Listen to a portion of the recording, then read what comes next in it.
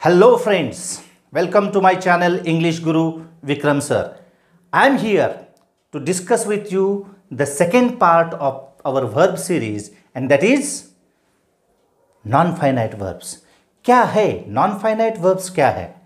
Non-finite verbs are those verbs which do not determine the tense of the sentence or which do not change even if the tense is changed. जो sentence का tense decide नहीं करता और अगर tense change हो गया तो भी जिसमें बदल नहीं होता उसे हम नॉन फाइनाइट वर्ब करते हैं। ऐसा हमने हमारी पिछली वीडियो में देखा था।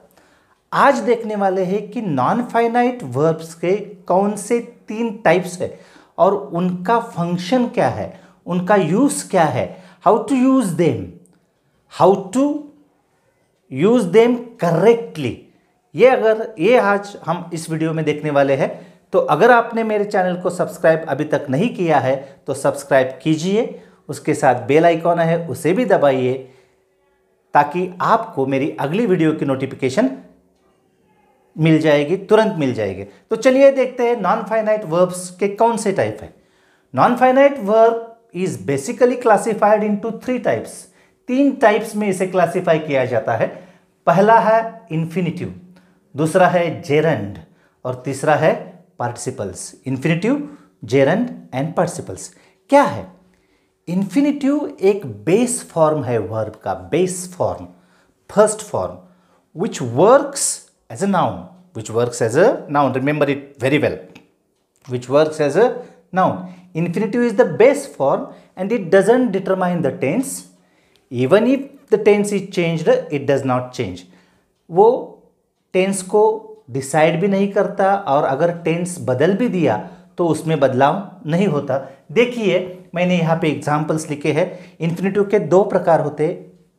कुछ सेंटेंसेस में वो टू के साथ आता है और कुछ सेंटेंसेस में वो टू के बिना भी आ सकता है। तो चलो देखते हैं 2 सेंटेंस। जब हम आगे जाएंगे तो ये कंसेप्ट्स और डीप में क्लैरिफाई करेंगे। पहले देखते हैं इनके एग्जाम्पल्स।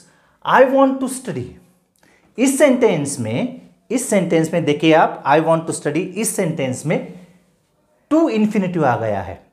मेन वर्ब वॉन्ट है और ये जो है ये नॉन फाइनाइट वर्ब है जो नाउन का फंक्शन करता है, टू स्टडी। नीचे 2 नंबर का सेंटेंस देखिए, I want you study well. इस सेंटेंस में स्टडी है, वॉन्ट है, वॉन्ट मेन वर्ब है, ये इन्फिनिटिव है लेकिन ये विदाउट टू इन्फिनिटिव है। ऐसा क्यों होता है? इन्फिनिटिव टू के साथ कब आता है और टू के बिना कब आता है, इसके बारे में हम जब जैसे जैसे वीडियो में आगे जाएंगे तैसे तैसे हम उस पर डिस्कस करेंगे और आपका कंसेप्ट क्लियर कर देंगे। इन्फिनिटिव के बाद आता है जेरंड। जेरंड जो होता है, जेरंड को कैसे आइडेंटिफाई करें? क्योंकि जेरंड भी वर्ब का आईएनजी फॉर्म होता है और प्रेजेंट पार्टिसिपल भी वर्ब का आईएनजी फॉर्म होता है। तो जेरंड कब कहे और प्रेजेंट पार्टिसिपल कब कहे?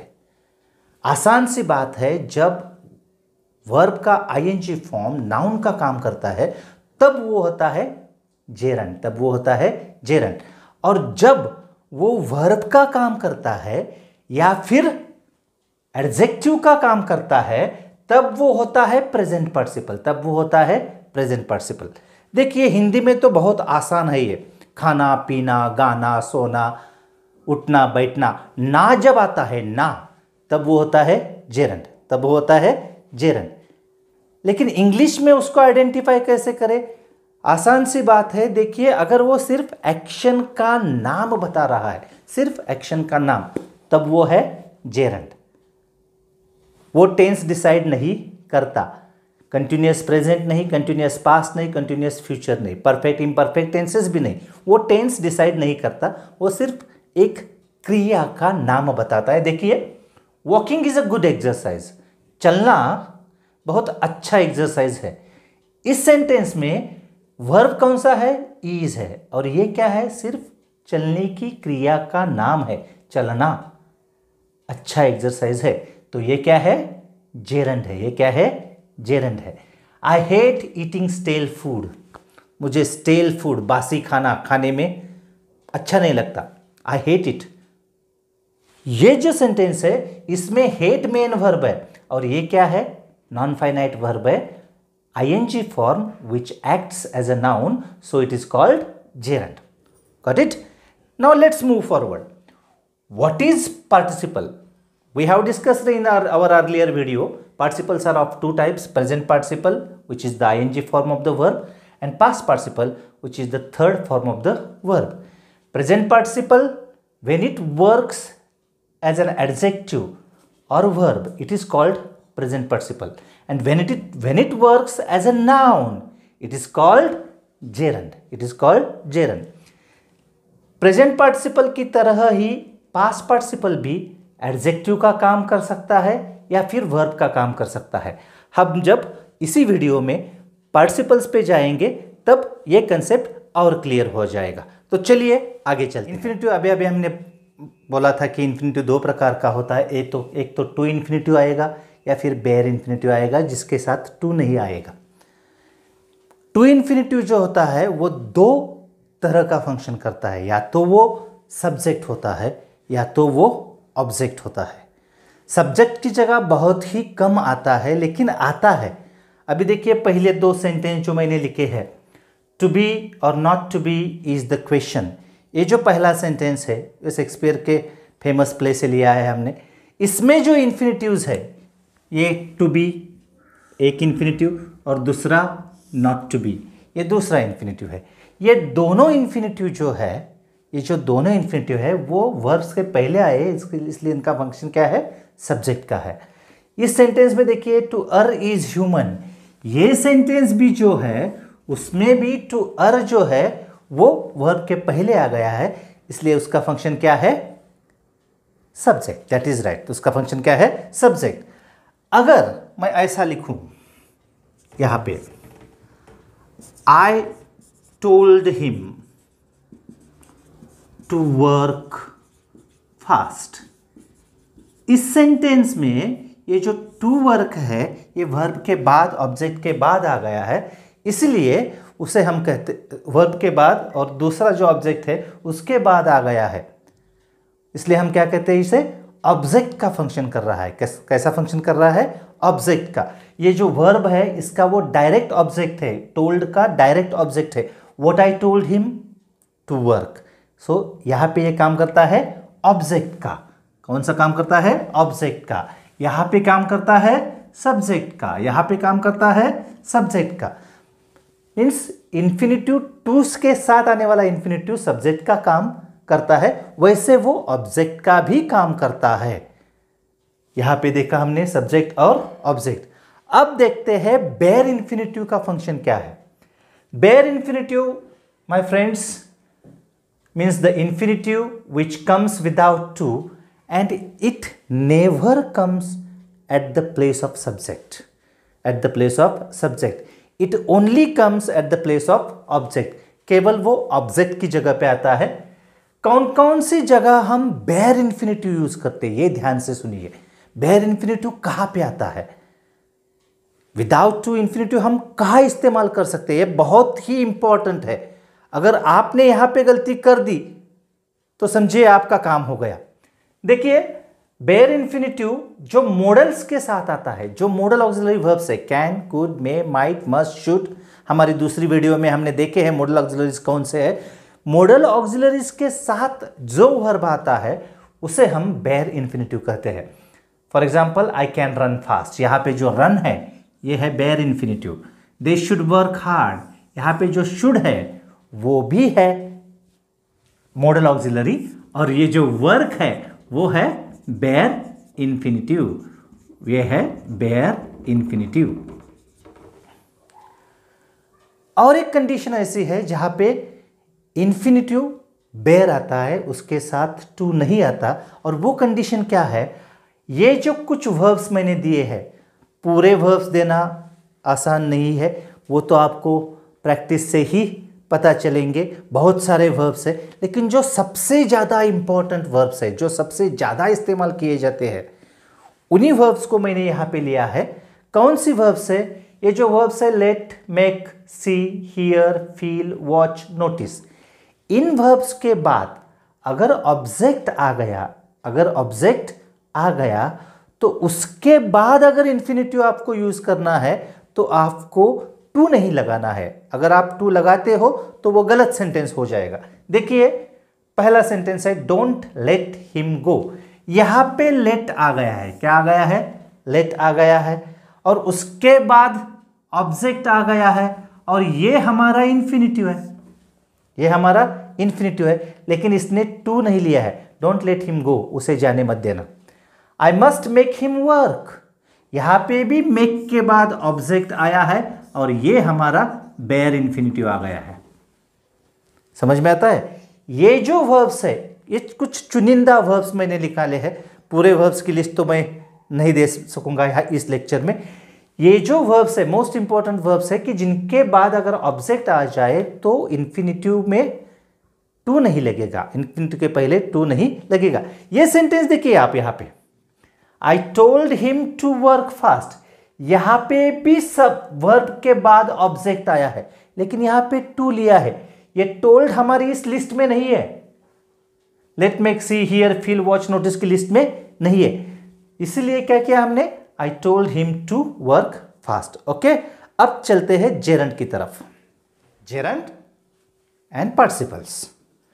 जेरंड का फंक्शन क्या होता है? जेरंड सब्जेक्ट का भी फंक्शन कर सकता है, ऑब्जेक्ट का भी फंक्शन कर सकता है, या फिर प्रेडिकेटिव नाउन का भी फंक्शन कर सकता है, सेंटेंस के प्रेडिकेट पार्ट में आ सकता है। चलिए देखते हैं एग्जांपल्स के साथ। पहला जो हमारा एग्जांपल है, I like riding a horse, मुझे घुड़सवारी करना पसंद है। यहां पे घुड़सवारी करना ना आ गया है, और ये जो नाउन है, ये जो संज्ञा है, ये वर्ब के बाद आती है, इसलिए हम क्या कहते हैं इसे, ऑब्जेक्ट। क्या कहते हैं, object. Gerund as an object.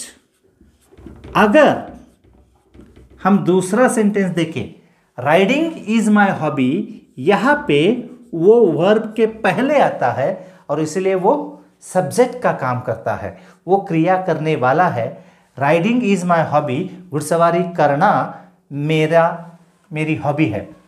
तीसरे सेंटेंस में देखिए, Akshay studied hard for getting good marks, यहां पे जो गेटिंग है, अच्छे मार्क्स लाने के लिए, अच्छे मार्क्स लाने के लिए, ये जो गेटिंग है ये ऑब्जेक्ट के ही जगह है, लेकिन उसके पहले प्रीपोजिशन है। क्या है, प्रीपोजिशन फॉर, इसलिए हम उसे कहते हैं object of the preposition. Gerund as an object of the preposition. और ये जो चौथा सेंटेंस है, the only option is taking care, केवल एक ही ऑप्शन है और वो है टेकिंग केयर। ये जो है टेकिंग केयर, ये इज वर्ब के बाद आता है और ये ऑप्शन के बारे में बात करता है, ऑप्शन के बारे में बात करता है, इसलिए हम इसे कॉम्प्लीमेंट भी कह सकते हैं या फिर प्रेडिकेटिव नाउन भी कह सकते हैं, क्योंकि वो प्रेडिकेटिव पार्ट में आता है वर्ब के बाद। ये है सब्जेक्ट और ये है प्रेडिकेट। प्रेडिकेट के पार्ट में आता है, इसलिए हम इसे प्रेडिकेटिव नाउन पर भी कह सकते हैं और हम इसे कॉम्प्लीमेंट भी कह सकते हैं। तो फिर जेरंड के जो तीन फंक्शन है, वो इंपॉर्टेंट तीन फंक्शन कौन से हैं? पहला है सब्जेक्ट, दूसरा है ऑब्जेक्ट और तीसरा है कॉम्प्लीमेंट और प्रेडिकेटिव नाउन। Predicative noun. अब चलते हैं पार्टिसिपल्स की तरफ। पार्टिसिपल्स दो प्रकार के होते हैं, present participle, past participle. Present participle हो या पास्ट पार्टिसिपल हो, वो दो फंक्शन करते हैं सेंटेंस में। कौन कौन से दो फंक्शन करते हैं? पहला फंक्शन है वर्ब का और दूसरा फंक्शन है एडजेक्टिव का। दूसरा फंक्शन है एडजेक्टिव का। वो प्रेजेंट पार्टिसिपल हो या पास्ट पार्टिसिपल हो, कभी कभी एडजेक्टिव रहता है, कभी कभी वर्ब रहता है। देखिए पहला सेंटेंस देखते हैं, the villagers are taking care.